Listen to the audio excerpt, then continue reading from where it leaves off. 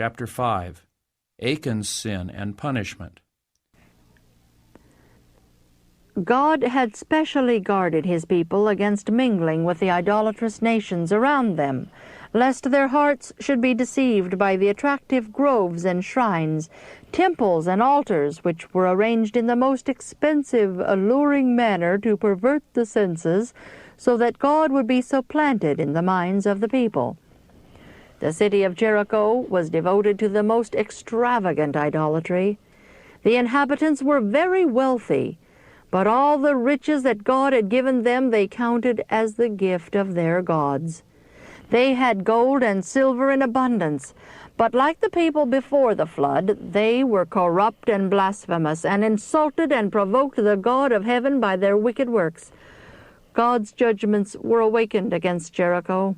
It was a stronghold, but the captain of the Lord's host himself came from heaven to lead the armies of heaven in an attack upon the city. Angels of God laid hold of the massive walls and brought them to the ground. God had said that the city of Jericho should be accursed, and that all should perish except Rahab and her household. These should be saved because of the favor that Rahab showed the messengers of the Lord. The word of the Lord to the people was, "And ye in any wise keep yourselves from the accursed thing, lest ye make yourselves accursed, when ye take of the accursed thing, and make the camp of Israel a curse, and trouble it." And Joshua adjured them at that time, saying, "Cursed be the man before the Lord that riseth up and buildeth this city Jericho. He shall lay the foundation thereof in his firstborn, and in his youngest son shall he set up the gates of it."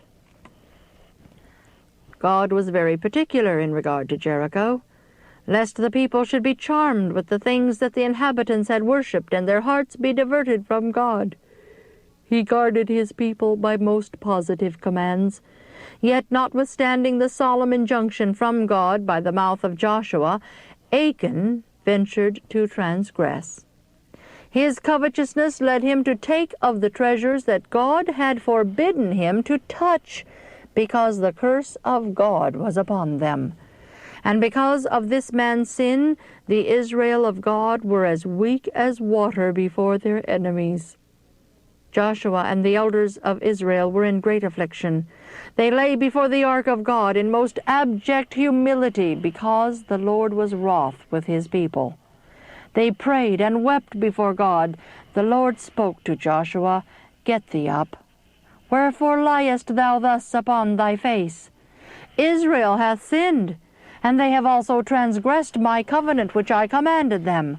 For they have even taken of the accursed thing, and have also stolen, and assembled also, and they have put it even among their own stuff.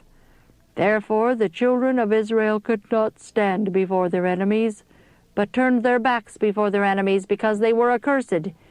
Neither will I be with you any more, except ye destroy the accursed from among you."